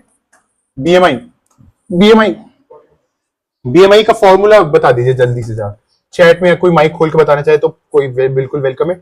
BMI का फॉर्मूला बता दीजिए, जरा थोड़ा सा रिवाइज कर ही रहे तो साथ साथ वो भी देख लेते हैं। BMI का फॉर्मूला क्या होता है? फॉर्मूला वेट को किससे डिवाइड करते हैं हम? हाइट इन किस में होता है? मुझे इतना बता दीजिए, हाइट सेंटीमीटर में लेते हैं, मीटर में लेते हैं? जल्दी मुझे बता दिए। हाइट नहीं, मीटर में लेंगे मैम, मीटर में लेंगे, मैंने रिपीट करा था, मीटर में लेंगे हाइट, ठीक है। हाइट को मीटर में लेंगे और उसका क्या कर देंगे? स्क्वायर कर देंगे। हाइट को मीटर में लेंगे और उसका क्या कर देंगे?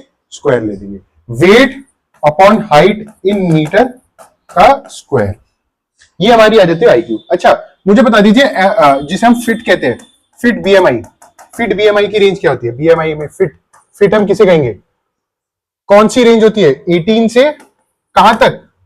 18 से कहां तक? 18 से 23 तक। 18 से 23 तक हम फिट मानते हैं। 18 से 23 ही फिट माना जाता है। उसके ऊपर फैट आता है और जो 28 से जिनका ज्यादा होता है, मैंने बताया था मोर देन 28 वाली को हम ओबीस कहते हैं। मोर देन 28 वाले को हम ओबीस कहते हैं। बीच वाला फैट होता है, ठीक है, मॉडरेटली फैट। जो 24 से जो हम मान के चलते हैं ना, 24 से जो 27 वाली रेंज हो गई या 23.9 से 27, इसे हम फैट कहेंगे कि ठीक है मोटापा है, ठीक है।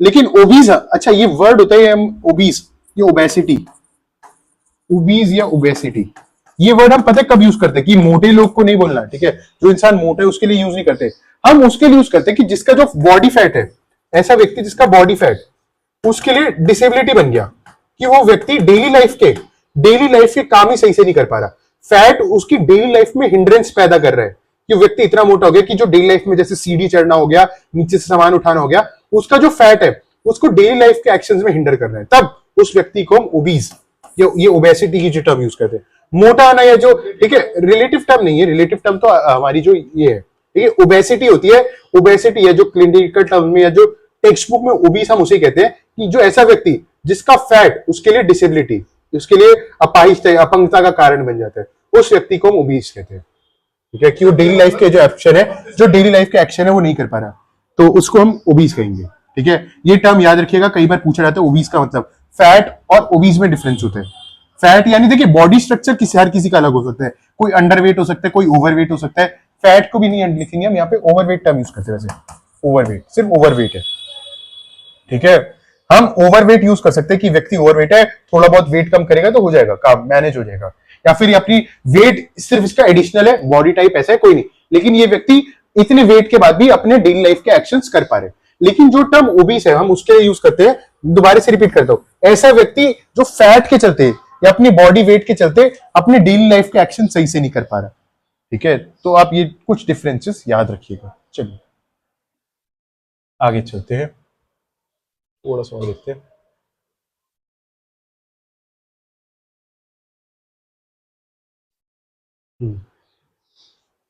देखिए मैंने कुछ बताया था, 2 टेस्ट, इसमें सारे टेस्ट थे, एक सेकंड खुल रहा है, इसमें सारे टेस्ट है, हमें बस इनमें मैं आपको पीपीटी शेयर कर दूंगा, बहुत सारे टेस्ट के नाम है, ये भाटिया और भटनागर का याद रखिए। इन्होंने क्या करा था, इंडियन कल्चर के अकॉर्डिंग आईक्यू टेस्ट को मॉडिफाई करा, ताकि इंडियन लोगों का भी जो इंडियन कल्चरल बायस ना रहे, यानी कि भाई जो टेस्ट था वो अमेरिका में सेट हो रहा है, अमेरिकन लोगों के एजुकेशन अमेरिकन लोगों के कल्चर के हिसाब से बने, उनकी लैंग्वेज के अकॉर्डिंग बने, तो वो तो उस टेस्ट में अच्छा परफॉर्म करेंगे, तो ऐसा लगेगा कि अमेरिकन लोगों का आईक्यू ज्यादा है, इंडियंस का कम है, ये तो कल्चरल बायस आ गया ना, कि जो टेस्ट पेपर था उसी ने डिफरेंस पैदा कर दिया। तो इसीलिए इन्होंने क्या करा, इंडियन टर्म्स के लिए, इंडियन सोसाइटी के लिए, इंडियन कल्चर के अकॉर्डिंग टेस्ट को डिजाइन करा। देखिए यूज देख लेते हैं जरा, किस किस चीज के लिए हम यूज कर सकते हैं। पहले तो स्कूल के लिए यूज कर सकते हैं, कि स्कूल को अगर हमें देखना है कि उसके बच्चे कैसे हैं, ठीक है, एडमिशन में यूज नहीं कर सकते। दूसरी चीज मैं बता देता हूं, एडमिशन में यूज नहीं कर सकते कभी भी। हम इसको यूज कर सकते हैं, हम इसका यूज कर सकते हैं रेमेडियल पर्पसेस के लिए, कि बच्चे को क्या करना है, बच्चे को जो सुधार का, ठीक है, सुधार काम करना है बच्चे का, कि बच्चा अच्छा परफॉर्म नहीं कर रहा, आपने ऑब्जर्व करा कि ये बच्चा क्लास में तो बैठता है लेकिन ये टेस्ट में अच्छा परफॉर्म नहीं कर पा रहा, आपने उसको अलग से समझाने की कोशिश करी लेकिन फिर भी नहीं कम समझ पा रहा, आपने क्या करा, उस बच्चे का आईक्यू टेस्ट रन करा कि क्या ये बच्चा जी नॉर्मल आईक्यू रेंज में, एवरेज आईक्यू रेंज में लाई करता है, कि इसका आईक्यू है कितना, ठीक है। तो आपको उससे पता चला कि बच्चा तो भाई लेस देन 70 आईक्यू का बच्चा है, तो आपको उससे पता चल गया अच्छा ये लेस देन 70 आईक्यू के बच्चे, इसको हेल्प की जरूरत है, इसे स्पेशल एजुकेटर, जो भी बच्चे जिनका आईक्यू लेस देन 70 होता है उन्हें स्पेशल एजुकेटर जो होता है ना, जो आज के टाइम में स्पेशल एजुकेटर, उनकी जरूरत पड़ती है। वो नॉर्मल ये रेगुलर क्लासेस के साथ पढ़ सकते हैं लेकिन उन्हें स्पेशल एजुकेटर की जरूरत रहेगी रेगुलर क्लासेस के अलावा। उसके अलावा देखिए रेखा स्पेशल एजुकेशन के लिए यूज हो सकता है, उसके अलावा पेरेंट्स के लिए यूज हो सकता है कि अपने बच्चे के जानने के लिए, कि उनका बच्चा, कि एक पेरेंट्स है उन्हें, वो भी अपने बच्चे से परेशान है कि पढ़ता नहीं है, कैसे पढ़ रहा है, लेकिन जब उन्होंने आईक्यू टेस्ट रन करा उसका भी आईक्यू कम आया, तो अपने बच्चे को समझने के लिए, अपने बच्चे की अंडरस्टैंडिंग रखने के लिए वो क्या कर सकते हैं, आईक्यू टेस्ट करा सकते हैं। टीचर यूज कर सकता है, अपनी टीचर किस लिए यूज करेगा, अपनी टीचिंग स्ट्रेटेजी प्लान करने के लिए। अब टीचर ने अपने क्लास में एक टीचिंग प्लान बना के ले गया लेकिन वो टीचिंग प्लान सक्सेसफुली काम नहीं कर पा रहा, उसने क्या करा, आईक्यू टेस्ट रन करा, उसे पता चला उसकी क्लास के मोस्टली बच्चे, मोस्टली मोर देन 120 है, ठीक है, मोस्टली बच्चे क्या है, मोर देन 120 है, तो उस टीचर को क्या करना पड़ेगा, अपनी टीचिंग स्ट्रेटेजी को चेंज करना पड़ेगा जिससे वो गिफ्टेड बच्चों को भी अच्छे से समझा पाए, एक्सेलरेशन से, ठीक है, स्पीड से समझा पाए, क्योंकि इन बच्चे तो गिफ्टेड है, वो ज्यादा अच्छे से समझ पाएंगे। और गाइडेंस और करियर के लिए, कि कैसे आपका करियर है, क्या डिसाइड करना चाहिए, उसमें भी आईक्यू टेस्ट काम करेगा। इसके बायस मैंने बता दिया क्या क्या शॉर्टकमिंग होते हैं, कि हम इसे लेबलिंग के लिए यूज नहीं कर सकते, इसको एनवायरनमेंट के की जैसे कि अलग अलग कल्चर में नहीं हो सकता, इसको नैरो की बहुत नैरो कवरेज के लिए, ठीक है, क्योंकि ना तो ये हमारे को इमोशंस के बारे में बताता, ना हमें क्रिएटिविटी के बारे में बताता, ना हमें सोशल इंटेलिजेंस के बारे में बताता। और इसके अलावा कि कभी भी जो आईक्यू स्कोर है, आईक्यू स्कोर टीचर को रिवील पब्लिकली रिवील नहीं करना चाहिए, ठीक है। जो आईक्यू स्कोर होता है बड़ी प्राइवेट चीज होती है, बड़ी गोपनीय चीज होती है, इसे पब्लिकली रिवील नहीं करना चाहिए टीचर को। तो चलिए कुछ क्वेश्चंस की तरफ चलते हैं, ये आपका इंटेलिजेंस टॉपिक यहां समाप्त होता है, कुछ क्वेश्चंस की तरफ आगे बढ़ते हैं।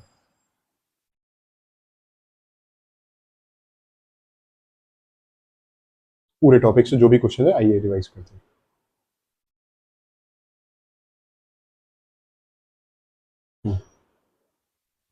क्वेश्चन नंबर 1 बता दीजिए, इंटेलिजेंस को इनमें से किस में से बेस्ट डिस्क्राइब करेंगे। सबसे सही टर्म इंटेलिजेंस को डिस्क्राइब करने के लिए क्या होगी, फिक्स्ड इनबॉर्न ट्रेट, ठीक है, कौन सी कैपेसिटी कैपेसिटी जो एक्सपीरियंस से डेवलप होती है, या फिर बताइए कौन सा option A B C D में से क्या होगा। ऑप्शन बी कह रहे सर, बाकी लोग बताइए क्या होगा। बी, आप बी कह रहे हैं, चेक करते हैं। देखिए ओनली अकेडमिक्स, ओनली वाले तो सीधे सीधे हटा दो, ओनली वाला जो दिख रहा है सीधा सीधा एलिमिनेट कर दिया। बच्चा ए बी कि फिक्स्ड इनबॉर्न ट्रेट है, जी नहीं, हमें पता है हेरिडिटी और एनवायरनमेंट का रोल है, मेजर हेरिडिटी है, ठीक है, हेरिडिटी लिमिट डिसाइड कर दीजिए, एनवायरनमेंट भी दोनों, तो ऑप्शन बी बिल्कुल ठीक। गार्डनर की थ्योरी बताइए क्या सजेस्ट करती है, गार्डनर की थ्योरी क्या सजेस्ट करती है इनमें से, हमने हार्वर्ड गार्डनर का पढ़ा था, 7+2 थ्योरी दी थी उन्होंने, कौन सी क्या बताती है, एक सिंगल यूनिटरी होता है, जी नहीं, हेरिडिटी का प्योरली रोल होता है, प्योरली को आप ओनली लिख सकते हैं तो हटा दीजिए, सेम इन ऑल चिल्ड्रन तो नहीं होता, ये तो बिल्कुल ऑप्शन बी, प्लूरल भी होता है और इंडिपेंडेंट भी, बिल्कुल ठीक, प्लूरल भी होता है इंडिपेंडेंट। चलिए अगर एक बच्चे में हमें मल्टीपल इंटेलिजेंस को देखना है, ठीक है, एक बच्चे की मल्टीपल इंटेलिजेंस को देखना है, तो इनमें क्या सबसे सही तरीका होगा, मल्टीपल इंटेलिजेंस को देखना है बच्चे की, क्या सही तरीका होगा, ऑप्शन बी बिल्कुल। एक रिटन टेस्ट हमें से बच्चे के एकेडमिक्स के बारे में बता सकते हैं, आईक्यू टेस्ट हमारे बच्चे के आईक्यू या इंटेलिजेंस के बारे में बता सकते हैं, ओरल टेस्ट हमें बच्चे की स्पीकिंग प्लस इंटेलिजेंस के बारे में बता सकते हैं, लेकिन मल्टीपल देखने हैं कि बच्चा क्रिएटिव कितना है, म्यूजिकल थिंकिंग कितनी है, हमें क्या करना है, कंटिन्यूस सतत आंकलन करना उस बच्चे का, सतत रेगुलरली उसको ऑब्जर्व करना है, अलग अलग तरीकों से उसका आकलन करना है। मेंटल एज एक बच्चे की क्या दर्शाती है बताइए, एक बच्चे की मानसिक आयु, एक बच्चे की मानसिक आयु क्या दर्शाती है, option A B C D, option बच्चे की mental performance, level of mental performance, height और वेट को नहीं बताती, स्कूल ग्रेड को नहीं बताती, एक्चुअल एज को क्या कहते हैं बताइए, जरा जल्दी से बता दीजिए, एक्चुअल एज को क्या कहते हैं हम, एक्चुअल एज को हम क्या कहते हैं, बिल्कुल बिल्कुल क्रोनोलॉजिकल एज, बिल्कुल ठीक करें। चलिए आगे देखते हैं, a child is good at classifying insects and plants shows, एक बच्चा जो इंसेक्ट्स को और प्लांट्स को अलग अलग वर्गीकरण कर सकता है, वो क्या दिखा रहा है हमें, कौन सी इंटेलिजेंस है उसमें, ऑप्शन ए नेचुरलिस्टिक, बिल्कुल सही, नेचुरलिस्टिक बिल्कुल सही, बिल्कुल ठीक करा। स्पीयरमैन ने जो जीएनएस दिया था उसमें एस का मतलब बता दीजिए, एस का मतलब क्या होता है, एस का मतलब क्या होता है, स्पीयरमैन में एस का मतलब क्या होता है, स्पेसिफिक, बिल्कुल ठीक, बिल्कुल। चलिए ये पेज हो गया हमारा,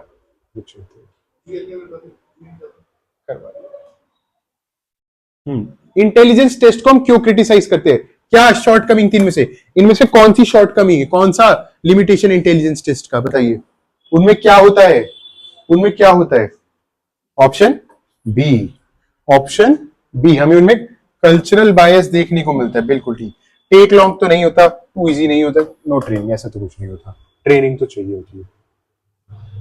A teacher notices a child excels in dance but not in writing, ठीक है, टीचर ने देखा बच्चा डांस बहुत बढ़िया करता है, राइटिंग में इतना अच्छा नहीं है, टीचर को क्या करना चाहिए, इग्नोर कर देना चाहिए, इग्नोर नेगेटिव वर्ड है, हटा दीजिए, यूज काइंडनेस, हाँ बिल्कुल, कॉल चाइल्ड वीक, नहीं, ये मोर पनिशमेंट, ये मोर राइटिंग पनिशमेंट है, हमें क्या करना चाहिए, टीचर को क्या करना चाहिए, बच्चे की क्या ज्यादा थी, बॉडीली काइनेस्थेटिक इंटेलिजेंस अच्छी थी, बच्चा बॉडी या फिजिकल एक्शंस के थ्रू फिजिकल एक्शन या बॉडी के थ्रू अच्छा सीख पाता है। तो टीचर को एक ऐसी स्ट्रेटेजी अपनानी चाहिए जिसमें बच्चे का बॉडी यूज हो, बच्चा बॉडी के थ्रू लर्निंग के थ्रू बॉडी के थ्रू लर्न कर पाए, ठीक है, बॉडी के थ्रू बच्चे की क्या हो पाए, लर्निंग हो।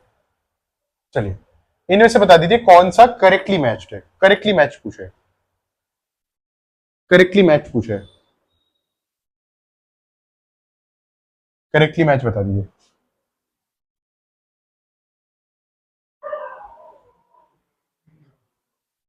देख पा रहे हैं? मुझे अच्छा बताइए, यहां से देखते हैं टू फैक्टर थ्योरी किसने दी है। टू फैक्टर थ्योरी का नाम बता दीजिए। टू फैक्टर थ्योरी किसने दी है? वन तो हमारी बीने ने दी थी, टू किसने दी थी? टू दी थी स्पीयरमैन ने, टू दी थी स्पीयरमैन ने। हाँ तो जीएनएस जो थ्योरी है वो स्पीयरमैन ने तो दी थी, तो ये तो गलत है, इसे हटा देते हैं। ऑप्शन बी कह रहे मैम। अच्छा अच्छा, फिर देखिए स्पीयरमैन का तो नाम यहाँ पे देखिए, स्पीयरमैन ने तो टू दी थी, ये हटा देते हैं। स्टर्नबर्ग, स्टर्नबर्ग ने हमारी कौन सी थ्योरी दी थी जी? ट्रायर्किक थ्योरी दी थी। ट्रायर्किक थ्योरी कौन सी थी? कैप वाली थी। ट्रायर्किक थ्योरी कौन सी थी? कैप वाली थी। बिल्कुल, तो ये भी गलत हो गया, ये भी गलत हो गया। इसका आंसर होगा थर्स्टन का 7 PM, ठीक है। इसको आप मैं बता रहा हूं, उसको आप एलिमिनेट करके भी यूज कर सकते हैं। तीन ऑप्शन तो हमने ऐसे हटा दिए, पढ़कर ही हट जाते तीन ऑप्शन। मुझे बता दीजिए आईक्यू से, ट्रेडिशनली आईक्यू से जो पहले बना था उनमें से हम क्या मेजर नहीं कर सकते? ट्रेडिशनली आईक्यू से हम क्या मेजर नहीं कर सकते इनमें से? ठीक है, आज की टर्म्स हटा दीजिए ट्रेडिशनली आईक्यू से। बिल्कुल सही, बिल्कुल सही, इमोशनल इंटेलिजेंस, बिल्कुल यही तो शॉर्ट कमिंग थी। संवेदनात्मक बुद्धि या जिसे हम कहते हैं कि भावनात्मक बुद्धि, ये हम नहीं जज कर पाते बच्चे की। चलिए बिल्कुल आगे देखते हैं। Individual difference in intelligence requires the teacher to. बच्चे की जो बुद्धि में जो इंडिविजुअल डिफरेंस हमें देखने को मिलता है, या फिर जो हमें व्यक्तिगत विभिन्नता देखने को मिलती है, उस वो टीचर को क्या करना चाहिए? टीचर की क्या रिक्वायरमेंट हो जाती है? सबको सेम पढ़ाए? सबको सेम पढ़ाए? नहीं, सबको सेम नहीं पढ़ाते। क्या देना है हमें? डिफरेंशिएटेड इंस्ट्रक्शन देना है, ऑप्शन बी। यही वर्ड याद रखिएगा, मैंने आपको पहले बताया था डिफरेंशिएटेड इंस्ट्रक्शन, ये वर्ड पहले भी रिपीट हो चुका है। ये आपको याद होगा कि मैंने जब आपको हम फर्स्ट ये वही पढ़ रहे थे जब हमने इंडिविजुअल डिफरेंस पढ़ा था, तो डिफरेंशिएटेड इंस्ट्रक्शन ही होती है कि आप बच्चे को जैसे वो पढ़ना चाहते हैं उस तरीके से पढ़ाएं। डाइवर्जेंट थिंकिंग किससे रिलेटेड है बता दीजिए बस। डाइवर्जेंट थिंकिंग किससे रिलेटेड है? डाइवर्जेंट थिंकिंग का रिलेशन किससे? बिल्कुल बिल्कुल सर, क्रिएटिविटी। क्रिएटिविटी का दूसरा नाम है, और शायद मैं एक बार आपको कंफर्म कर देता हूं, शायद ये थर्स्टन या एक बार मैं आपको क्लास के लास्ट में या ग्रुप में कंफर्म कर दूंगा। क्रिएटिविटी के फाउंडर, ठीक है, फाउंडेड ये इसकी टर्म या तो स्टर्नबर्ग थे या थर्स्टन है। मैं एक बार कंफर्म करके बता दूंगा आपको, मेरे को याद रहेगा, मैं एक बार लास्ट में आपको यार बता दूंगा। चलिए, एवरेज चाइल्ड का आईक्यू किस क्या होगा? एक एवरेज बच्चे उसका आईक्यू किस रेंज में लाई करेगा? एवरेज बच्चे का आईक्यू किस रेंज में लाई करेगा? ऑप्शन क्या होगा एवरेज? ऑप्शन सी हो जाएगा, ऑप्शन सी। 90 to 110 में बीच में एक ही तो रेंज है, ये तो लो हो गया, ये भी लो हो गया, ये ज्यादा हो गया, तो ऑप्शन सी। स्टर्नबर्ग देखिए, प्रैक्टिकल सीएपी कैप, स्टर्नबर्ग की ट्रायर्किक थ्योरी में CAP cap, practical thinking is also known as. Practical thinking को हम किस और नाम से जान सकते हैं बताइए? प्रैक्टिकल सोचना, प्रैक्टिकल सोचना,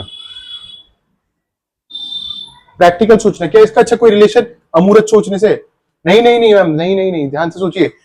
अमूर्त सोचना तो होता है कि आपने दिमाग में सोच लिया। प्रैक्टिकल सोचना मान लेते हैं, देखिए प्रैक्टिकल सोचना हो गया हमारा, जैसे कि प्रैक्टिकल सोचना हो गया कि आपकी problem solving skills, decision making skill, इनका अमूर्त सोचने से क्या होगा? अमूर्त सोचना हो गया, आपने मन में पढ़ लिया 2 4 क्या होता है? 8 होता है। अमूर्त सोचना हो गया, आपको कोई लिख रही है, जैसे बच्चा होता है ना, आपको मैं बोल दूं 16+4, आपने कहीं लिखा लेकिन आपको पता है क्या होगा? 20 होगा। आपने मनी में सॉल्व कर लिया, अमूर्त सोचना, तो ये नहीं होगा। जी फैक्टर हो जाता है जनरल फैक्टर। जनरल फैक्टर में बताते हैं कि जो भी फैक्टर हमारे को डे टू डे लाइफ में चाहिए होते हैं, यही तो हमारी डेफिनेशन थी, जो फैक्टर हमें डे टू डे लाइफ में चाहिए होते हैं, क्या वही तो हम उसे प्रैक्टिकल इंटेलिजेंस नहीं बोलेंगे? कि जैसे हमारे डिसीजन मेकिंग स्किल हो गया, प्रॉब्लम सॉल्विंग स्किल हो गया, क्या ये स्किल हमें डे टू डे लाइफ में चाहिए? ये नो बताइए, बताइए, चाहिए नहीं चाहिए? चाहिए ना? तो यही जो हो जाते हैं, हमें जी फैक्टर के नाम से भी जा सकते हैं, बिल्कुल चाहिए। तो ये फैक्टर जो हमें कंफ्यूजन करने के लिए आपको दे दिया, दो थ्योरीज को आपस में जोड़ने का ट्राई कर रहे थे, ठीक है, वो दो थ्योरीज को आपस में जोड़ने का ट्राई कर रहे थे। प्रैक्टिकल इंटेलिजेंस क्या हो गई? प्रैक्टिकल इंटेलिजेंस हो गई कि जो स्किल्स आपको डे टू डे लाइफ में चाहिए। कौन से स्किल होंगे? प्रॉब्लम सॉल्विंग स्किल हो गए, डिसीजन मेकिंग स्किल हो गए। देखिए मौन ज्ञान कुछ नहीं होता, ठोस योग्यता, क्रिस्टल एबिलिटी तो हमने पढ़ी थी। क्रिस्टल वो होती है जो व्यक्ति बाय बर्थ लेकर पैदा होता है, बाय बर्थ लेकर पैदा होते हैं, तो इसका भी कोई रूल नहीं है प्रैक्टिकल स्किल का। ऐसी चीज, ठीक है, जी फैक्टर जो जो जो जो भी स्किल्स व्यक्ति को डे टू डे लाइफ में जरूरी होते हैं। इसका आंसर हो जाएगा ऑप्शन डी। इंटेलिजेंस के बारे में सही टर्म बता दीजिए, इनमें से सही टर्म कौन सी है?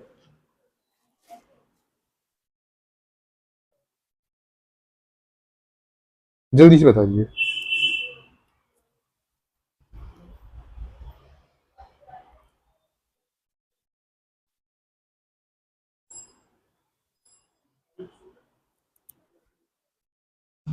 ऑप्शन, बिल्कुल बिल्कुल बिल्कुल सही। अच्छा, कंप्लीटली फिक्स तो नहीं होती, एक अपर लिमिट सेट होती है, अपर लिमिट सेट होती है, फिक्स तो नहीं होती। उसके अलावा देखिए, it equals to school marks, intelligence कैसे भी कोई रिलेशन नहीं है। It is same for all, सबके लिए कुछ भी कभी भी सेम नहीं होता, इंडिविजुअल डिफरेंस कहीं ना कहीं एग्जिस्ट करते ही करते हैं। चलिए, अभी तक किसी क्वेश्चन में डाउट, अभी तक किसी क्वेश्चन में डाउट? आगे चले, आगे चले, एक बार बताइए, कोई डाउट या आगे चले? ठीक, आगे चलते हैं। ठीक सर।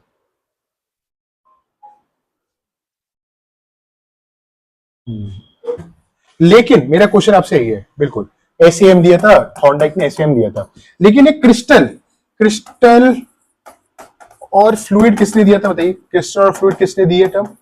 किस व्यक्ति ने टर्म दिया क्रिस्टल और फ्लूइड? हमने पढ़ा था ना, क्रिस्टल वो तो जो जो बाय बर्थ आते हैं, और फ्लूइड वो जो हमने अपने एक्सपीरियंस के थ्रू अपने जो नहीं नहीं, ये जो टर्म है क्रिस्टल और फ्लूइड, ये किसने दिया था बताइए? क्रिस्टल और फ्लूइड टर्म किसने दिया था? ये दिया था, याद रखिएगा, कैटल ने। सी से क्रिस्टल, सी से कैटल, बिल्कुल सी से क्रिस्टल, सी से कैटल, नाम याद रखिएगा, ये नाम बार बार याद रखिएगा, सी से क्रिस्टल, सी से कैटल। ठीक है, तो यही तरीका याद रखने का। आगे देखते एक बार, एक सेकंड दीजिए बस।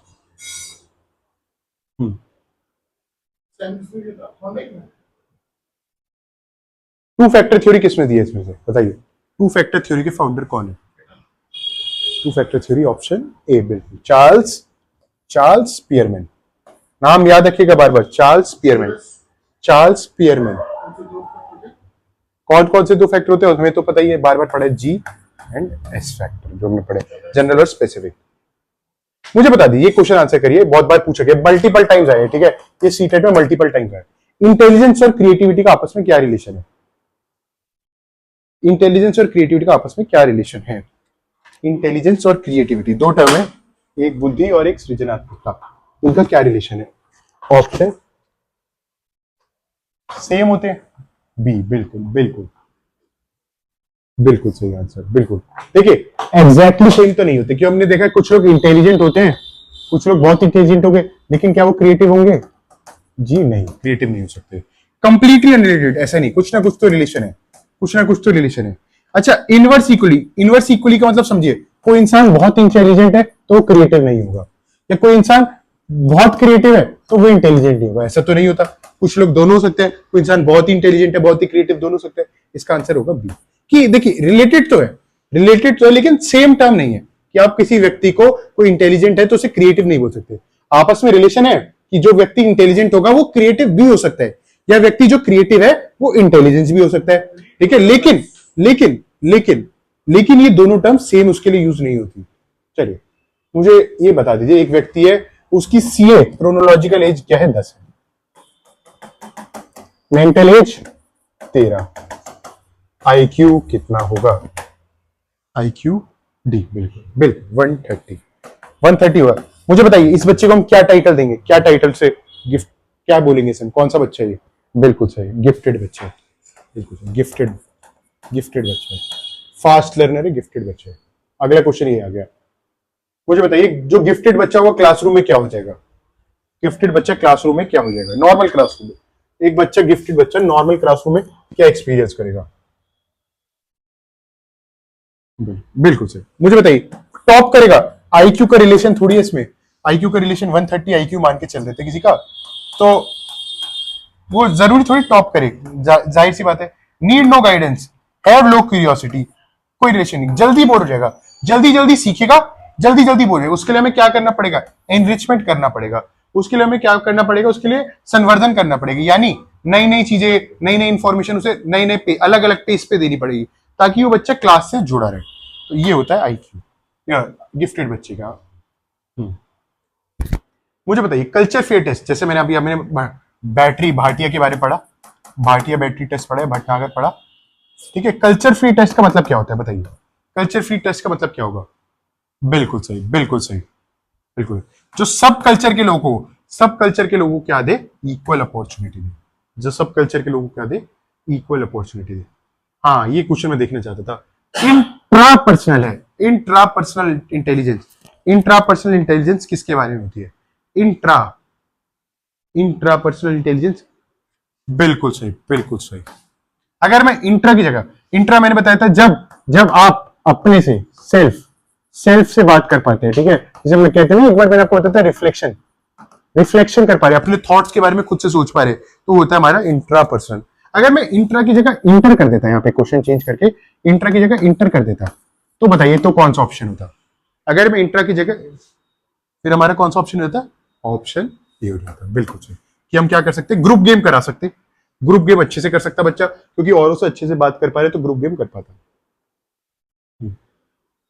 विच of the following factor does not affect child intelligence test score?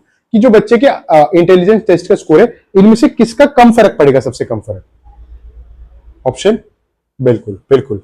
Answer sheet के कलर से कैसे फर्क पड़ेगा? एंजाइटी हमें बता रहे मेंटल स्टेट के बारे में। बच्चा क्या है? तनाव में, बच्चा चिंता में, तनाव में। टेस्ट लैंग्वेज कल्चर के बारे में बता रहे, कल्चर का फर्क पड़ता है। हेल्थ यानी बॉडी का, बच्चे की बॉडी का फर्क, फिजिकल हेल्थ जिसे हम कहते हैं, तो ये तो फर्क देते हैं। बच्चे की आंसर शीट किस कलर की है, ये थोड़ी कोई प्रॉब्लम होगी। हाँ, प्राइमरी मेंटल एबिलिटी, जैसे कि उन्होंने 7 दी थी, किसने दी थी? थ्रस्टन ने 7 प्राइमरी मेंटल एबिलिटी दी थी। इनमें से कौन सी नहीं है बताइए? इनमें से कौन सी उन्होंने नहीं दी थी? उन्होंने किसके बारे में नहीं बताया था? उनका सारा फोकस तो मेरे हिसाब से एकेडमिक्स पे था, तो आप एलिमिनेट कर भी सकते इसमें।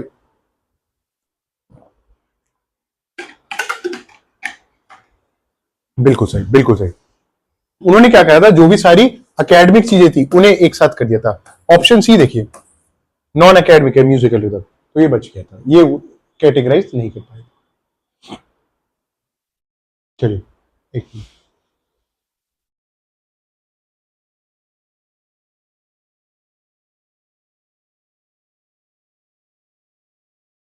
फादर ऑफ इंटेलिजेंस टेस्ट बता दीजिए। जनक, जनक किसे का है? फादर ऑफ इंटेलिजेंस टेस्ट किसे का है? फादर, ऑप्शन ए, बिल्कुल बी ने, बार बार बता दो, एल्फ्रेड बी ने। लेकिन आईक्यू फॉर्मूला दिया किसने था? आईक्यू फॉर्मूला दिया किसने था? मेरे को ये जानना है, नाम क्या था? आईक्यू का फॉर्मूला दिया किसने था? क्या नाम है उनका? कौन से साइकोलॉजिस्ट थे? स्टर्न, बिल्कुल सही, विलियम स्टर्न। स्टर्न ने दिया था, बिल्कुल सही, बिल्कुल सही, बढ़िया, बहुत अच्छे मैम। सीए, सीए क्या स्टैंड करता है? सीए का मतलब क्या होता है? Chartered accountant. कॉग्निटिव एबिलिटी क्या होता है? ऑप्शन क्रोनोलॉजिकल एज, बिल्कुल ठीक, बिल्कुल ठीक, बिल्कुल ठीक, क्रोनोलॉजिकल एज। वास्तविक आयु, बच्चे की असली या वास्तविक आयु। Which teaching approaches best suit multiple intelligence? Multiple intelligence वाले बच्चे को हमें क्या कराना चाहिए बताइए? एक सेकंड, मल्टीपल इंटेलिजेंस वाले, अगर एक क्लासरूम है, मल्टीपल इंटेलिजेंस को आप सपोर्ट करते हैं, हमें क्या कराना चाहिए? रटवाना चाहिए, लेक्चर देना चाहिए, साइलेंट रीडिंग करानी चाहिए? ऑप्शन मल्टी मॉडल, बट अलग अलग टाइप की, अलग अलग टाइप की एक्टिविटीज करानी चाहिए, बिल्कुल ठीक, मल्टी मॉडल। मुझे बता दीजिए S A M, S A M में किसने कैटेगराइज करा था? क्वेश्चन ये है, एस ए एम में किसने कैटेगराइज करा था? कौन सा व्यक्ति था जिसने एस ए एम में कैटेगराइज करा था? सर का आंसर है ऑप्शन बी, बाकी सब ए कर रहे हैं। आंसर इसका ऑप्शन ए, पियर थॉर्नडाइक।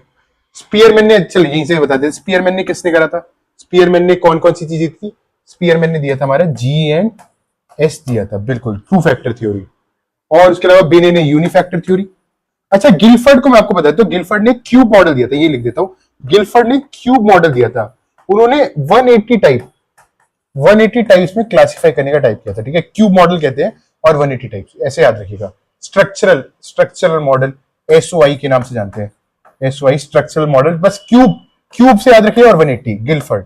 ज्यादा पूछे नहीं गया, कभी आया नहीं क्वेश्चन।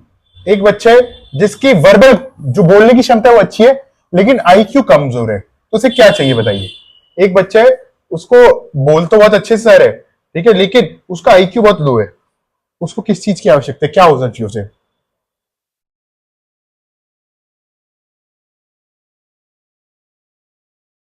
वर्बल, ऑप्शन बी कह रहे हैं।